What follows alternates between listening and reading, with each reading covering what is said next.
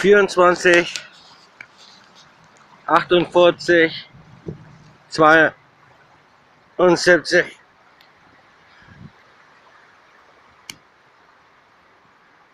24, 48, 72, 96, 120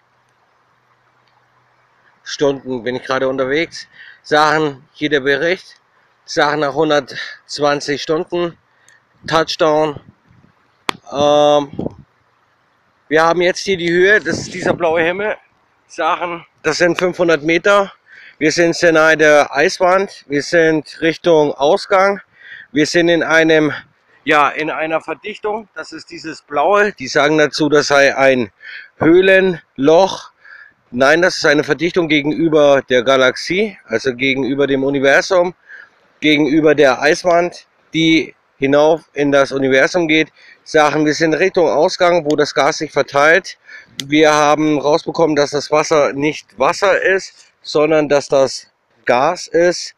Das ist ein Gasdruck, der sich dann Richtung Ausgang wieder anders verteilt, also normalisiert, so da die Gasmischung hier sehr, sehr heavy ist. Sagen, okay, ich mache gerade hier das 4., 5. Feuer, gerade 120 Stunden vorbei, Richtung Touchdown, Richtung Schutzbereich Erdgeschoss-Wanderkomplex. Sachen darauf zu achten ist, wir können nicht verloren gehen in der Variable, sondern das, wo wir sind, ist hinten. Wir müssen nach vorne. Hinten befindet sich die Eiswand. Wir sind Richtung, ja, Ausgang Erdgeschoss-Wanderkomplex. Hier ist einiges anders. Hier ist die Gasmischung sehr, sehr stark.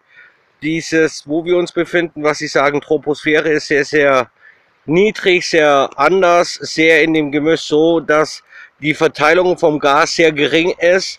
Die Verteilung vom Gas wird dementsprechend wieder für uns verträglich sein Richtung Ausgang. Hier ist es schwer zu atmen.